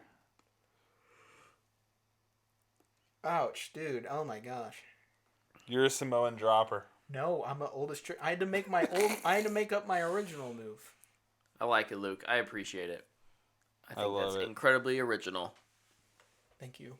You're welcome. Even though I stole it from From The oldest society. trick in the book. Yeah. I stole it right from the book. It was the first one in there. It's just like, oh, that one. All Then right. you go down the rest of the list. Well, thank you all for watching and listening We went to long. our extra long episode of the What the Fanboy Show. Next week, Powerbomb. we will not be live streaming on Monday night. We may do a special Why do all wrestling moves sound like I episode gotta take a power ball? The Powerbomb. Captain later in Insano the shows week. no mercy. But until then, everyone have a Merry Christmas, because Monday is Christmas, so that's why Wait, we're not, are we doing a special recording? we may do one later in the week. We have to. I can just come over at like 9. I And me believe- and you can chat. I believe it. We can hang stockings. You're assuming I'm gonna be here. You said last week I'm going to be Well- here, Luke, 100%. Things change. between last week and this week. I can't believe you would just say that to my face and straight up lie. What a guy, right? Plans don't hole. change ever. Not Once if you say them. Once you say them, they're not They're allowed to set change. in stone. If you change them, you're a jerk. But if you follow us along on Twitter or Instagram, we'll try and keep you informed of what's happening. Or if you just listen, the next episode will just drop at some point, right? So Hey, our next episode though will probably be Aquaman / DCEU retrospective, which will be a lot of fun. we're not doing a complete 2-hour breakdown of Rebel Moon. Come on, Luke. I'm including that in the DCU retrospective. It's probably connected somehow. And anyways, thank you for watching. Thank you for listening. Until next time, we'll see ya. Goodbye.